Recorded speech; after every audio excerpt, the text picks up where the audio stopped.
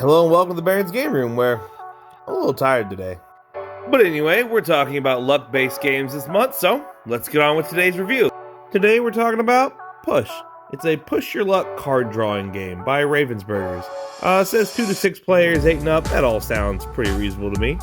There's really no setup to the game, just shuffle the deck and put it in the center of the table. Now, similar to another push-your-luck card drawing game that I did last Halloween, Let's Dig for Treasure, really all you do in your turn is choose to keep drawing cards until you choose to stop or you're forced to stop. That's it.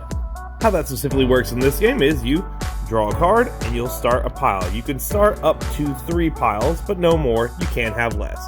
You want to keep going? Draw another card. Each pile can only have every color or number 1, so this one cannot join this pile, and I must make a second pile. If I want to keep going again, hey, perfectly fine. I could add this to either stack here if I wanted, or put it off in a third pile if I wanted to. Draw again. Uh-oh, I can't put this one here, I can't put it here, so I have to make a third pile.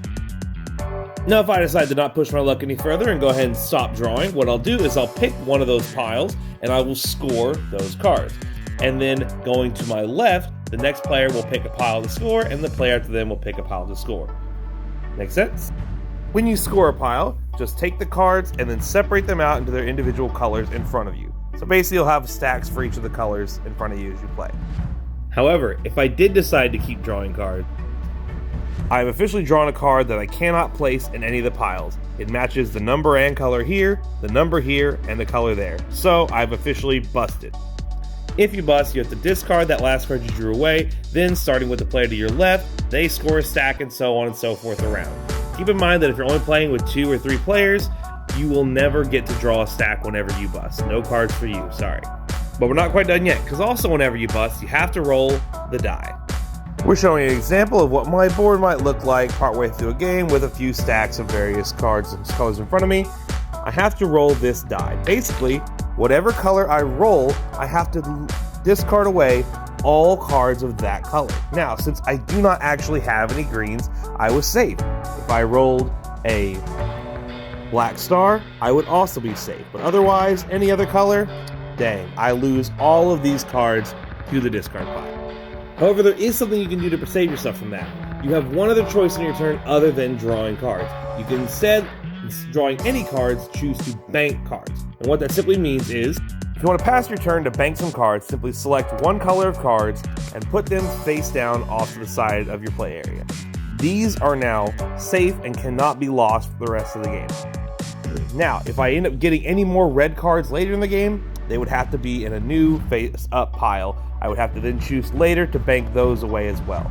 You can bank any cards, but you're only allowed to bank one color per turn. Before we finish up here, there are 2 more types of cards we need to talk about. There are dice cards, and you can add these to any pile. However, they follow the normal rules of you couldn't put 2 in the same pile. And basically, anyone who collects one of these will have to roll one of the dice, even if they didn't bust, alright? You have to roll the dice and follow the normal rules. The other card we have to talk about are these. I keep saying that you go to the left, but when one of these comes out, it switches directions. So you'll end up collecting the stacks to the right instead of the left. However, if you had another one come out in the same turn, hey, you flip direction back to left again. Make sense? And that's everything, y'all. You play until the deck runs out, then you end up scoring all cards you still have in front of you. There you go. Highest score wins. Simple enough, right? There's really not much to say about this one. Honestly, if you've watched the video this far, you already know whether or not you're going to like this game. It's very, non-gamer friendly. Yeah, it's a good time. I personally like this stuff a lot. I've got no reason to say anything other than Baron approved.